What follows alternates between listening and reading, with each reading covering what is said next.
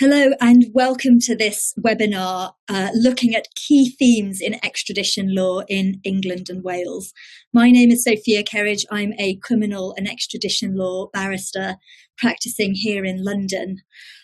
The aim of today's webinar is really to build on the introduction to extradition law webinar that has already been uploaded to the MBL platform. And it's for those of you who are interested in finding out a little bit more about some of the key developments that have occurred recently in the area of extradition law, and perhaps to deal with some of those more difficult or complicated areas or bars to extradition that are commonly raised.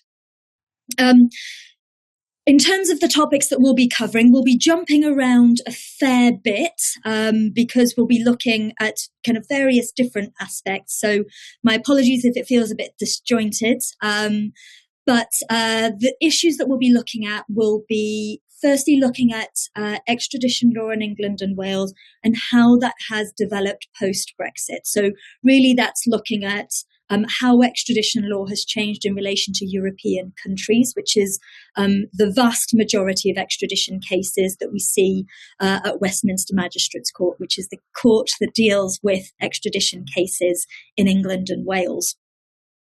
Then we'll look a little bit at the topic of jurisdiction. As you will already be familiar with, extradition deals with cases where, firstly, people have fled the jurisdiction in order to avoid criminal proceeding, but it also deals with cases that are criminal in nature, but that cover various different jurisdictions. That's to say, someone is living in one place but committing crimes in another, particularly when it comes to offences that are committed using the internet or postal services even.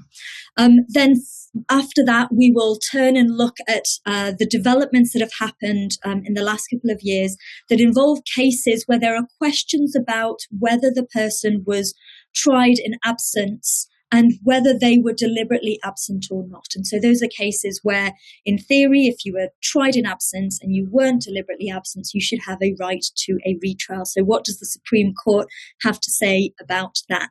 And perhaps linked to that, but not quite the same, is the concept of fugitivity. Now, that is an issue that often poses quite a problem for us extradition practitioners, because there isn't really a straightforward definition of what a fugitive is. So we'll have a quick look at that. And then from there, we'll look briefly at some of the developments that have happened in terms of human rights issues and how that has impacted what sorts of issues we can raise in extradition hearings that have to do with our human rights issues. But that predominantly deals with prison conditions and the right to private and family life. So Article 3 and Article 8.